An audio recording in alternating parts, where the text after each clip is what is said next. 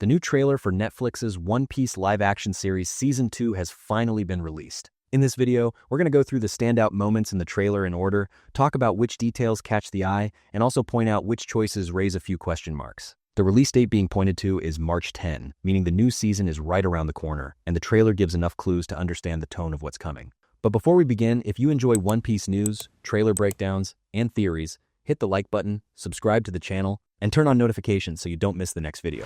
Let's get started. The first shots open with a city-like atmosphere that makes it feel like the story is continuing right where it left off. And very quickly, we get glimpses that make it clear the focus will be the first stops on the Grand Line. With quick cuts, we see scenes that seem to belong to the Whiskey Peak and Little Garden stretch. That suggests this teaser is especially highlighting the beginning portion of the season. In the next cut, we briefly see Vivi and Nami together, and it's noticeable that the location has details that resemble the inside of a giant whale. It's possible to tell from the styling choices that we're still in the period where Vivi is moving under her secret identity. This small moment makes it feel like the story will handle character development step by step and in a chronological way. Right after that, we get a sequence where Robin is taking action on her own. The monumental statues in the background and the way the scene is framed emphasize how dangerous and confident she is. The fact that she takes out Marines with her ability shows that the trailer is clearly aiming to introduce Robin to the audience with a strong, impactful entrance. As the trailer moves forward, we get clearer looks at the set design on the Little Garden side, and it's especially noticeable that the area where Mr.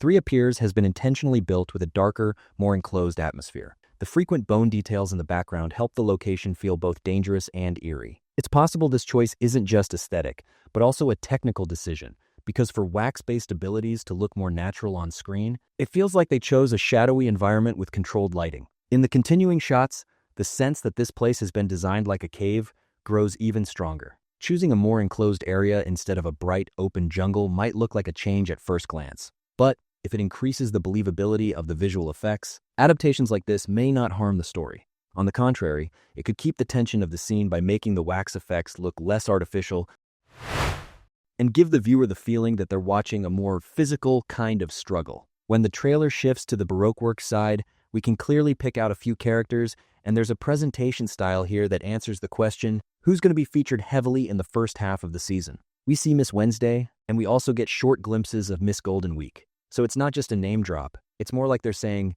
yes, you will be watching these two this season. Mr. 3 and Mr. 5 are also highlighted very clearly in the trailer. That makes it feel like the conflicts across Little Garden and Whiskey Peak will largely be built around this group. In short, the trailer positions Baroque Works not as some background organization, but as a direct threat we'll be facing episode by episode. What stood out to me here is that the character designs seem to be trying to carry the One Piece exaggeration without breaking it. In live action, the riskiest part is usually this. If you go too realistic, the spirit gets lost. If you go too cartoonish, it starts to look like cosplay. From what the trailer shows, some of them seem to have found that balance, while others still leave a question mark. For example, Miss Golden Week's energy doesn't feel as childlike as it does in the manga. It feels more mature. This could be an intentional interpretation, or it could be a tone shift. So for now, the trailer doesn't make you say, I'm fully convinced, but at least it communicates very clearly what they're aiming for with the Baroque Works portion. In the shortcuts where the trailer moves to Drum Island, we see important hints that set up Chopper's story. Even though they don't fully show Chopper's face yet, there's a very quick shot of his reindeer form, and that clearly signals he will play an active role within the season. In the same part, we see Dr. Hiriluk. His look and costume design seem adapted into live action without losing that eccentric but emotional side of the character. The details of the location around Hiriluk also make it feel like this isn't just a tease, but preparation for an episode that will carry real emotional weight in the story. Along with that, Dr. Kureha's design also looks very successful in the brief shots where we can spot her. They've given her a look that keeps her energetic and tough presence despite her age. In the same cuts, we also see Wapol very briefly. On a first impression, he doesn't look as striking as some of the other characters, but since his screen time is so short, it's hard to make a final judgment. Overall, this part serves as a transition that introduces both the mentor characters and the threat on the opposing side at the same time, while building toward Chopper joining the crew. When the trailer returns to Little Garden, the wide shots that show how wild and out of control the island is really stand out. The silhouettes of multiple volcanoes rising one after another on the horizon and the dense vegetation make it obvious at first glance that this will be one of the most dangerous stops on the Grand Line. The scale of the environment looks much bigger and more threatening compared to locations from the first season. It's not just an island. It feels like it's been built as a living ecosystem all on its own. The most striking part of these scenes is that we can now clearly see the dinosaurs. A few different creatures are shown in quick shots, and the CGI looks pretty clean on first impression. Their movement and interaction with the environment doesn't feel like a background effect. It feels like it's truly inside the story. The atmosphere gives the viewer the feeling that we've stepped into a prehistoric world. This section leaves the impression that it will be one of the most ambitious and largest-scale parts of the season visually. As the trailer continues, another detail that catches attention is the shortcuts related to Laboon. In the shots where the giant whale appears, the sense of scale is handled really well. The way it interacts with the water's surface and the texture on the model doesn't look like a pasted-on effect inside live action. These scenes aren't long, but they're enough to build the atmosphere of that emotional and epic encounter at the gate of the Grand Line. Laboon's presence feels like a reminder that the story won't move forward on action alone,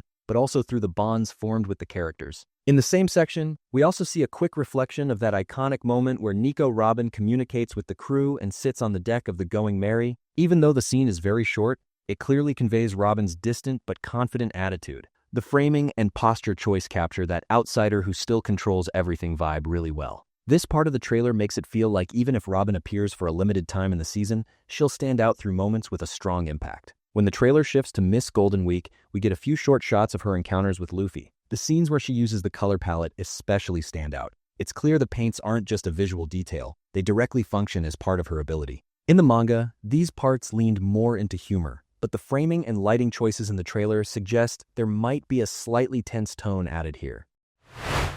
The color marks on Luffy's face make it seem like they'll show moments where the character can be affected psychologically. Also, the creepy toy-like objects placed around the scene could be an interpretation meant to highlight her innocent-looking but dangerous side. This choice can be read as an attempt to pull the atmosphere slightly darker without completely erasing the comedy. It's hard to say for sure from the trailer whether the final version will be more fun or more tense, but what we can see is that this part will follow a rebalanced approach for live action rather than being a one-to-one copy of the manga's tone. In the later seconds of the trailer, we once again get very short but important cuts from Drum Island. Shots that suggest Luffy gets into a conflict around the palace area point to that storyline being placed closer to the end of the season. That's why it feels normal that there aren't many scenes from this section in the trailer. It looks like they chose to hold back the biggest dramatic moments. What we do see suggests the story will rise up to this point and reach an emotional and action-heavy peak here. In the same flow, we also quickly touch on one of the critical moments in Little Garden. Following the scene where the characters are immobilized by the wax technique, there's a brief shot that suggests the chain breaks. That shows the intense sequence will be preserved in live action as well. Right after that, in quick transitions, we see a cut of Usopp and Sanji from Drum Island and setup shots hinting at Zoro's fight against multiple opponents on the Whiskey Peak side. That makes it feel like the season's action tempo will especially ramp up in the middle episodes. When the trailer puts more weight on Whiskey Peak, we can clearly see they're setting up some of the season's most rewatchable action moments. We get back-to-back scenes where Zoro is left alone against a crowd both in an enclosed space and outdoors. In terms of choreography, they've chosen shots that give a long fight sequence feel. It's obvious that even though they only show a few glimpses, this part will be the season's action showcase. We also see Mr. Nine. Small but character-defining details like the metal batons in his hands are kept intact. And the brief appearance of Igaram makes it clear they intend to connect the story to Alabasta early on. In this section, it also feels like they've tested how Baroque Works' powers will look inside live action through a few fast examples.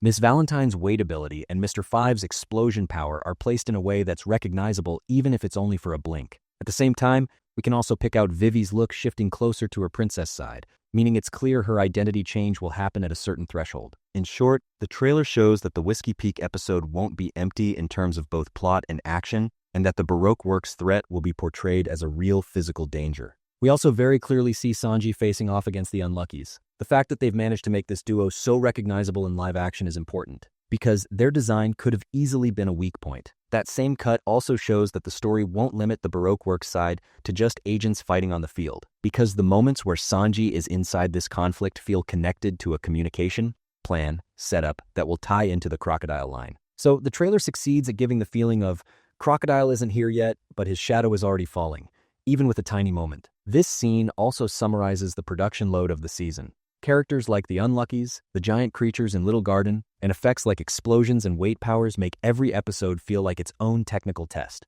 The moment where Sanji takes down the Unluckies serves as a transition that keeps the comedy vein alive while also making Baroque Works feel like a highly organized structure. Yes, those were the most important details I caught in the trailer. Now it's your turn. Do Do you think this season has leveled up visually? Did the dinosaurs in Little Garden and the overall atmosphere meet your expectations? What did you think about Robin's presence in the trailer? And on the Drum Island side, do Hiriluk and Kureha's designs feel strong to you as well? And did Wapol also leave you with that "this isn't working" feeling on first look? Write it in the comments, I read them all, and we can talk about the best comments in the next video. If you enjoyed the video, don't forget to like, subscribe to the channel, and turn on notifications. See you in the next video.